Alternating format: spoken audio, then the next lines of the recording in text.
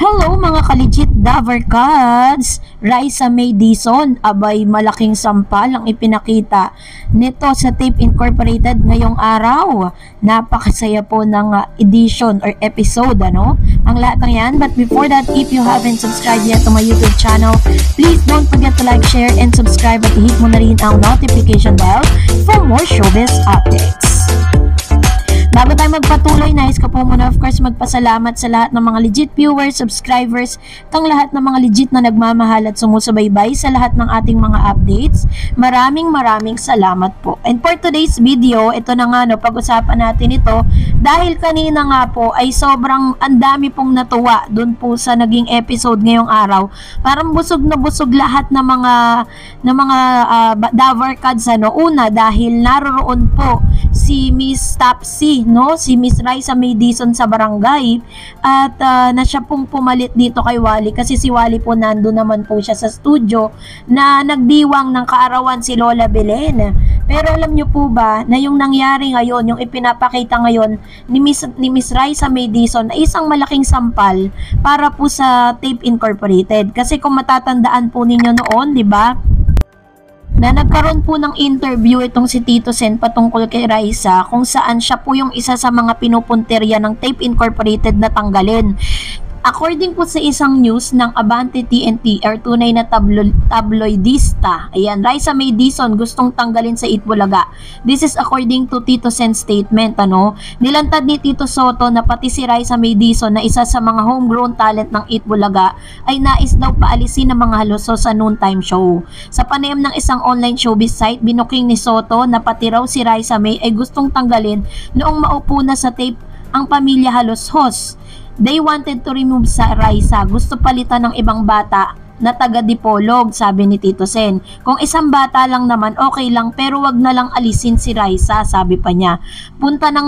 Punto ng dating mambabatas, kung isang bata lang naman ang gustong ipasok ng mga Halos-Hos, pwede naman nila itong i-partner kay Raisa. Kasi yung gusto nilang i-promote na bata, pwede ngang matulungan ni Raisa yun eh. Pwedeng maging kadandem, mas madaling sumikat, sambit ni Soto. Si Raisa may isang mga artistang napasikat ng Itbulaga kung saan nanalo siya sa Little Miss Philippines noong 2012. Nagkaroon pa siya ng kanyang sariling programa, The Raisa May Show. Ngayon, isa na siyang pinakamatagal na host sa Itbulaga. 'Di ba? So, talagang grabe, pinaglaban po talaga ng TVJ itong si Raisa May. At dahil po dito, nung nawala po siya ng pandemic, ibanilik siya ulit. Sinabi niya na gagawin niya ang lahat to prove to that person o dun sa management na ito na talagang ano siya, kumbaga is deserve niya na magstay sa Itbulaga, 'di ba? Hindi natin maintindihan kasi may mga naglabasan pang news na hindi nagustuhan, di daw gusto ng Tape Incorporated si Raisa dahil hindi raw di umano kagandahan, ganon po yung mga masasakit na salita na binibitawan ano ng iba sa mga ito po mga Halos-Hos. Pero this time pinapakita ni Raisa at pinapatunayan niya na mali ang mga tingin sa kanya ng Halos-Hos. Pinapatunayan niya talagang kaya niya. Nakita naman natin kung paano po talaga nag-improve ng husto si Raisa. Nakakasabay nga siya kay Maine Mendoza eh. Nakakasabay siya kay Miss Miles Ocampo, 'di ba? So ito isang malaking sampal sa mga tape, 'di ba? Tama lang 'yun, Raisa. Ipagpatuloy mo lang 'yan at ipakita mo sa mga Halos-Hos na hindi ka basta-basta lang, 'di ba? Tama 'yung ginawa po ni Tito Sen at ng TVJ na ipaglaban ng isang Raisa May Dizon. So kanina po nakita natin na talagang nagbe-blend po siya kay Mayor at kay Ryan Agoncillo. Kahit sino nga ang ipukol nila sa kalsada, talagang pinapanood at talagang inaabangan. Hindi katulad dito ayoko sana mag-compare pero dito kasi sa G sa Gedli, iba-iba rin yung kinakakasama ni Yorme. At isa sa pinaka napanood ko na episode nung nakasama niya yung isang maganda na pinapartner kay Paulo. No, hindi ko lang matandaan yung pangalan niya. Comment nyo nga sa baba. So, parang walang dating. As in, hindi siya kinagigiliwan ng tao. Ewan ko siguro pakiramdam ko lang yun kasi nga, 'di ba? Hindi kasi ako talaga legit na nanonood ng Tahanang Pinakamasaya. So, kayo po yun. This is may pakiramdam. So, eto na nga yung isa sa pinaka nakakagulat na balita kasi 8 hours ago isinulat po ito ng Philippine Star. At sinabi po dito na meron pong malaking ire-reformat daw or malaking pagbabagong magaganap sa Tahanang Pinakamasaya. Kasi according po sa mga online news at sa mga showbiz insiders and showbiz columnists, na talagang hindi na po talagang huling napapahuli at wala po kumbaga parang hindi nakakasabay ang Tahanang Pinakamasaya dun sa mga noontime program na umiera si GTV, which is It's Showtime, at sa TV5 ang Eat Bulaga. Talaga masasabi nating napag-iiwanan talaga ang Tahanang Pinakamasaya.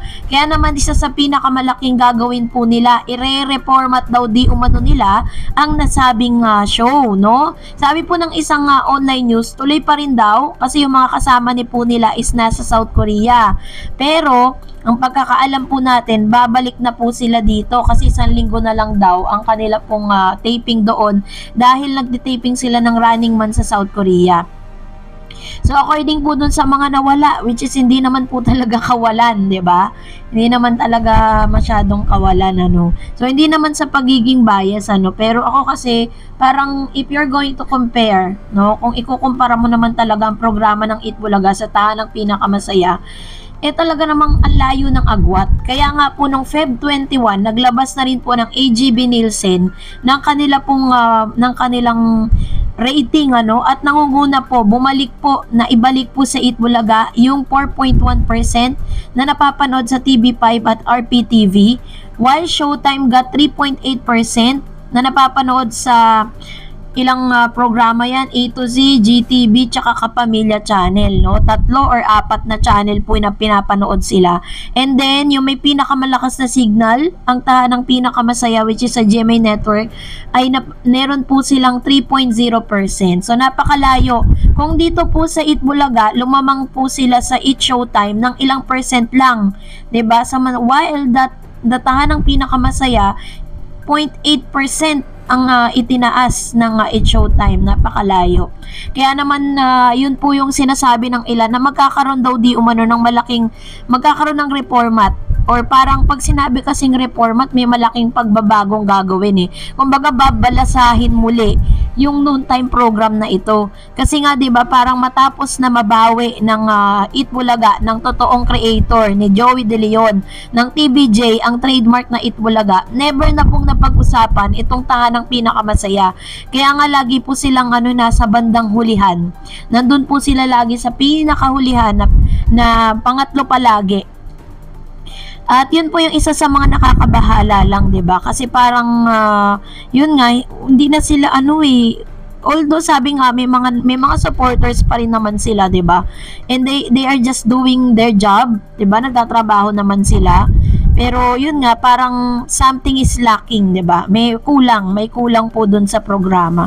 Kaya naman abangan natin ano ba yung pasabog daw nila na magaganap na reformat. Yun po yung aabangan natin sa susunod po nating updates. Well, kung nagustuhan mo ang video na ito, huwag mo kalimutang mag-like, mag-share, at mag-subscribe, at i-follow mo na rin ang aking Facebook page, Dareds TV. And also, I have my TikTok account, which is Dareds TV. Pwede nyo rin po akong i-follow doon.